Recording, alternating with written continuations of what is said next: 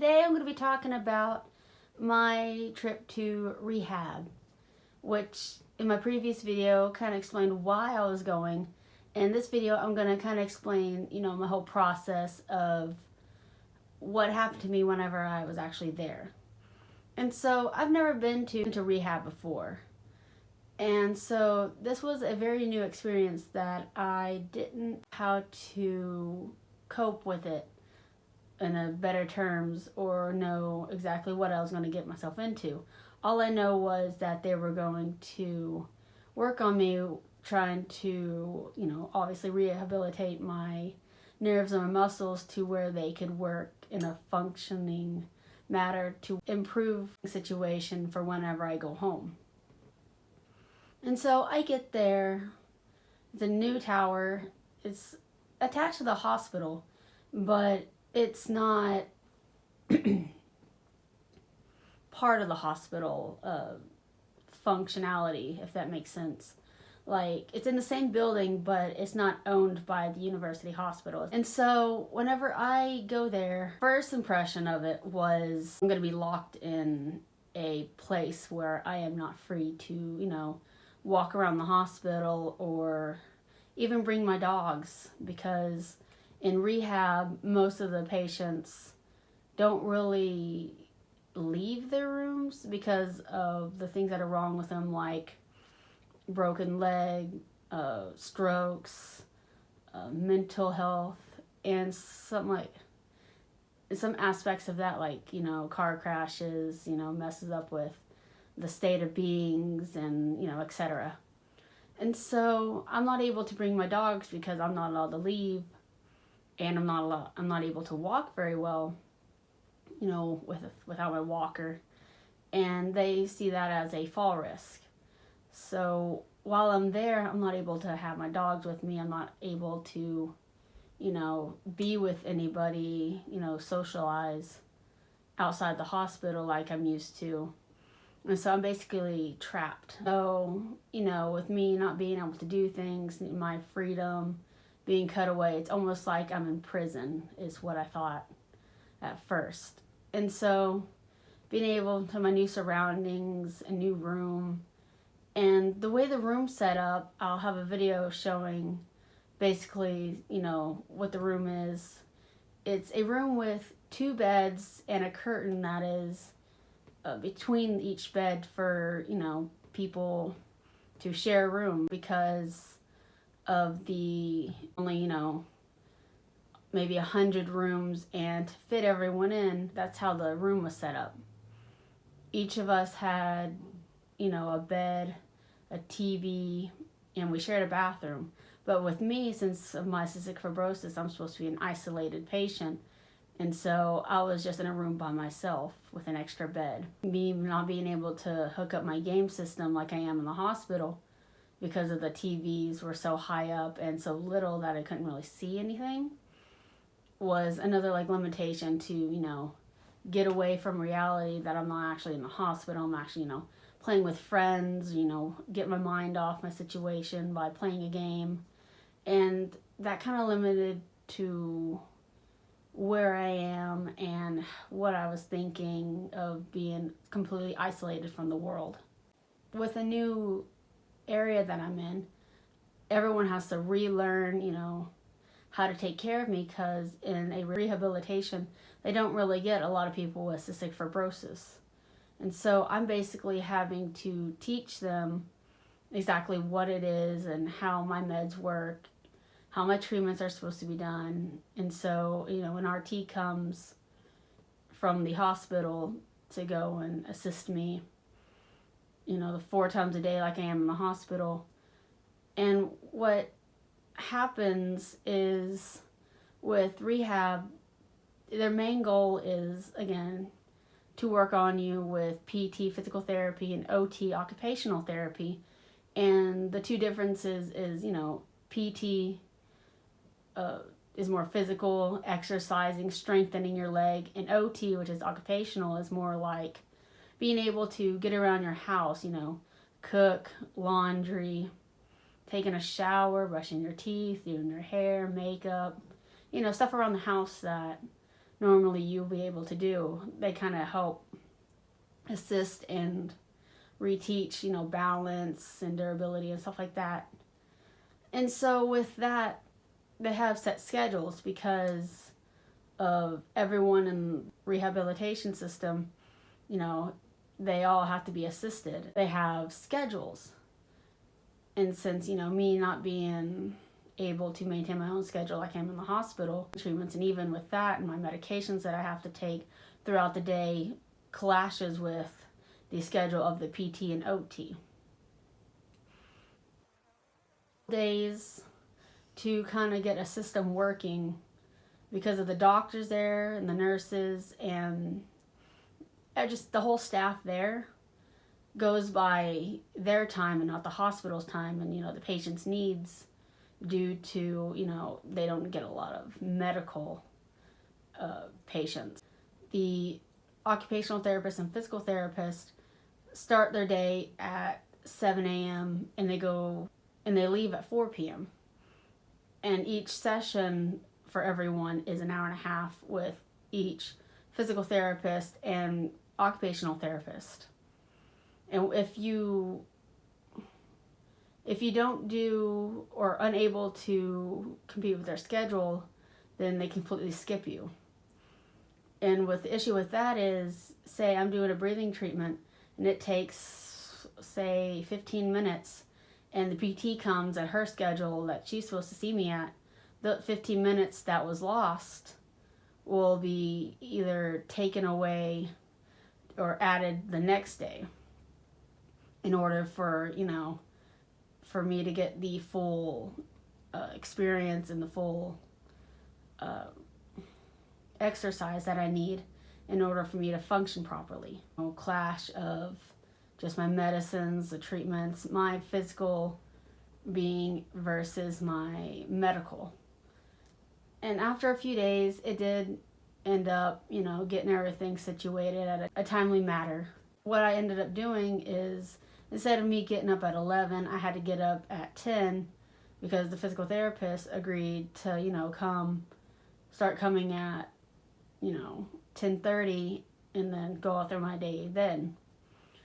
And for me, having to do my treatments 4 times a day, medicines every 4 to 6 hours, IV antibiotics starting out, every 4 hours, it was just hard.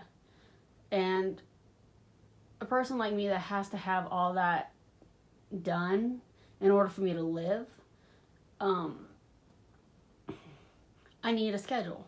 I need to have a schedule in my life, especially with all that going on, that copes with both what I need and what I need in order to live.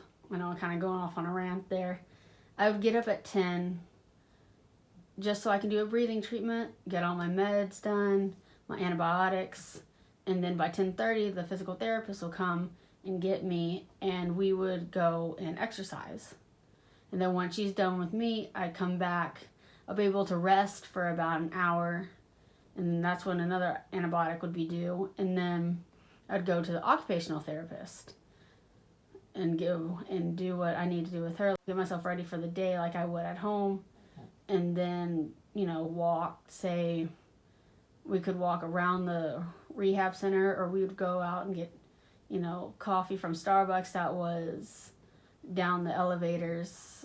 And so I would go and do different activities that I would at home. Instead of, me making my coffee, would go to Starbucks, kind of around that kind of deal. Back, do another treatment, finally get to eat lunch around, 5, because that's whenever, everything starts settling down. And then I would be so tired from the lack of sleep and all that exercise that my blood sugars would actually be dropping, or they'd be continuously high because of the scheduling of my insulin not being able to be at a timely manner with as I need it versus the 3 times a day.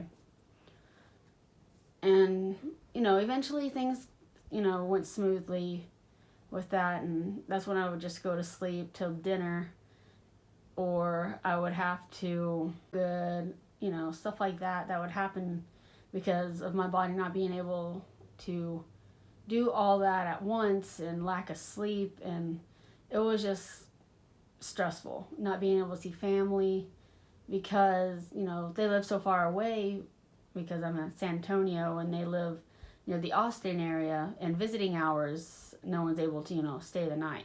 They let my fiance come and stay the night over the weekend, and then he'd have to leave. And the only reason I was able to do that is because I had an extra bed. And with the extra bed, if it was full, then obviously no one could stay the night because no one had anywhere to sleep. So I was lucky enough to have some sort of human interaction with family, some relief.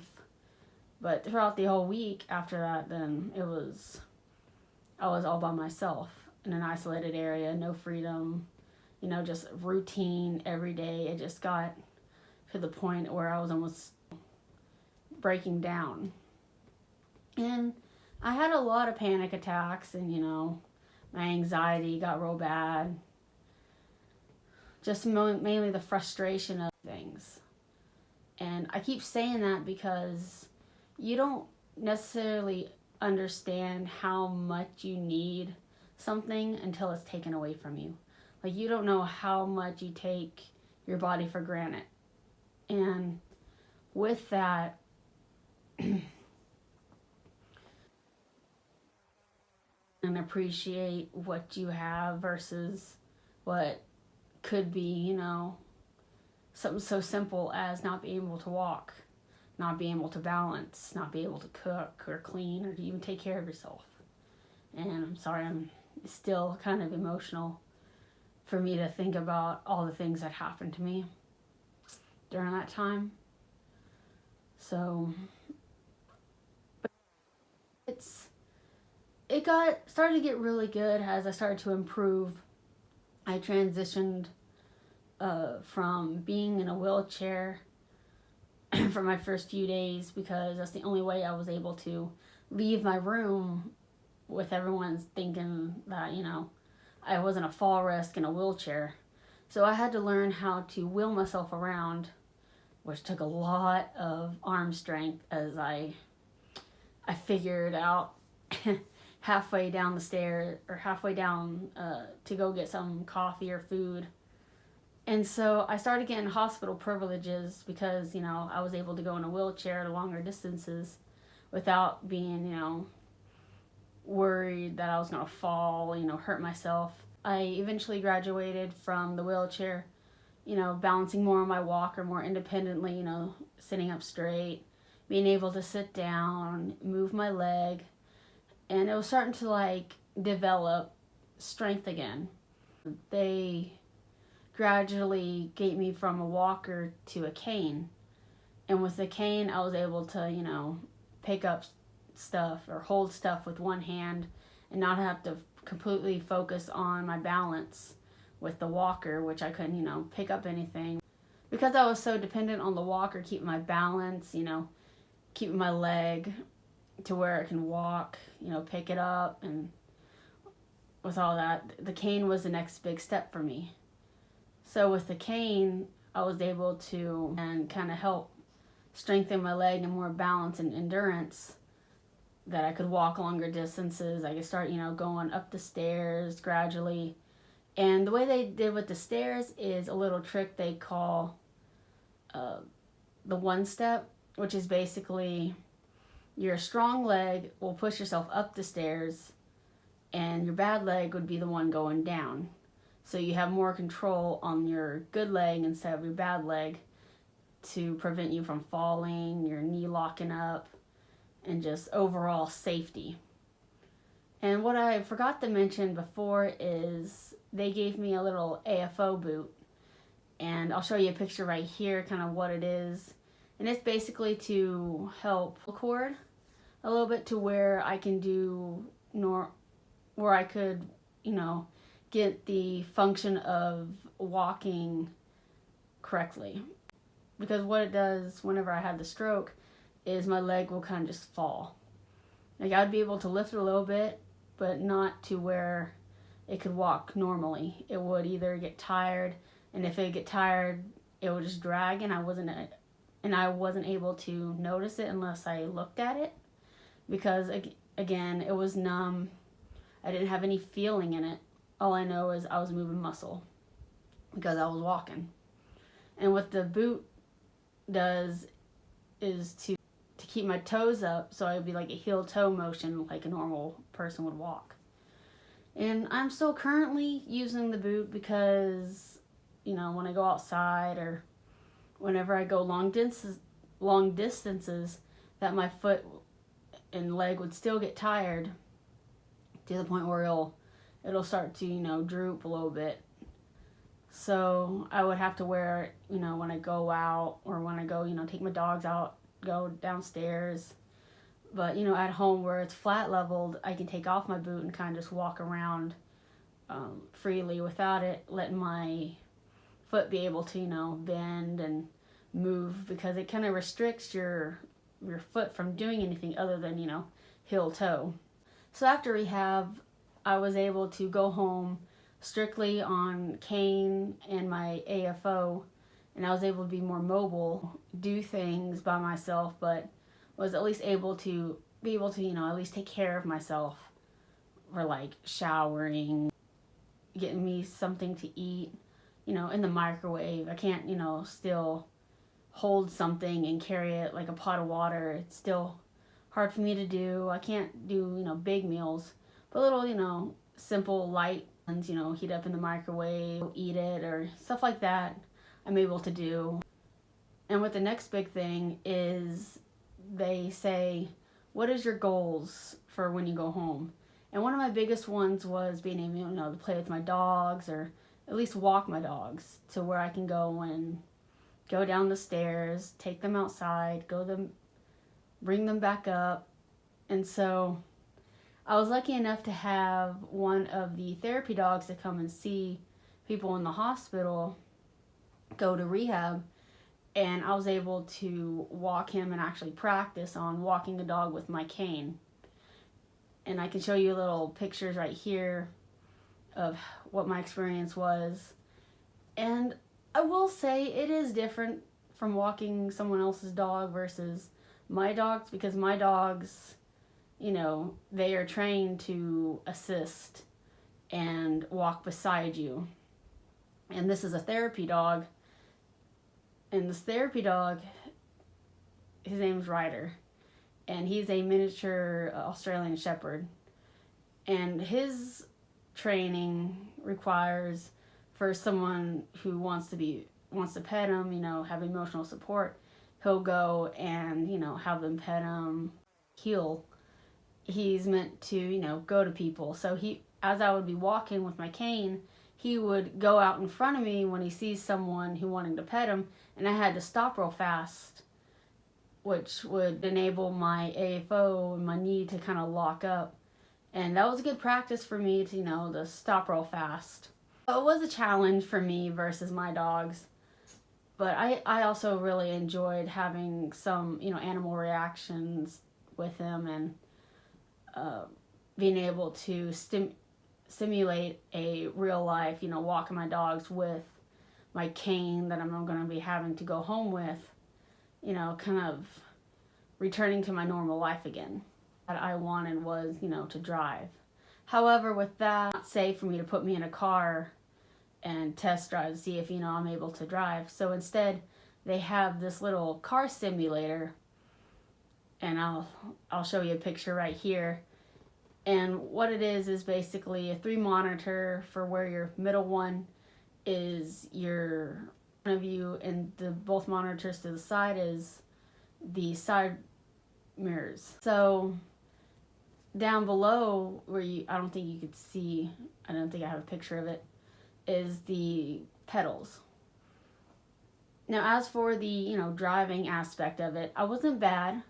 I could push on the gas pedal, I can push on the brakes. The only thing was my motor control was where I had to instantly brake real fast in case of like an emergency or anything. My foot, instead of going to the gas pedal, or instead of going to the brake pedal, it would go from the acceleration way past the brakes to where it just flew to the other side of the area, and that wasn't very safe. So I kind of failed that part of the test, which, you know, enabled me to not be able to drive safely at home. And so hopefully within time, I was hoping, you know, with being able to go home, maybe in an empty park, and whenever my leg actually starts getting, you know, better, that I would be able to drive. And that's one of the goals to where they want me to be, is to be able to drive to, you know, in a rehabilitation center where I can practice more on, you know, other driving simulators, or outpatient rehab to where I can go like to the gym where they have heavier equipment and more strengthening for my leg to get me to where I need to be. So the transition would be from the rehab that I am to be able to take care of myself, you know, to be able to cope somewhat independently in case someone, you know, wasn't able to come out, you know, so I can at least cook for myself, you know, put on clothes, get all, you know, washed up, stuff like that, to go to at-home therapy where someone would come out. Initially, in my previous video, that was supposed to go but didn't. Someone would come out and continuously work on me, strengthening to my leg to where I can drive, you know, safely. And then for me driving that to outpatient, you know, rehabilitation. I'm currently at home, as you can see. I'm recording, and it's been a couple weeks since, you know, I've been in rehab. The physical therapist is actually coming out, the occupational therapist comes out, and they're working on my leg like I would at rehab, you know, trying to strengthen it, the endurance, balance, motor control. And so I think I'm going to go in for 2 months is the schedule. And so my schedule's been, you know, hectic because not everyone's going to be coming at a certain time of the day and that day of the week. And so since they got other patients, it's always, you know, mixing up, you know, where I'm going to be and where I need to be in order for me to get my exercises and also have a life. So I hope you enjoy my little story on rehab, my new experience, what I went through, and how my stroke and my muscles are, you know, being relearned. And I hope I'll see you next time. Bye.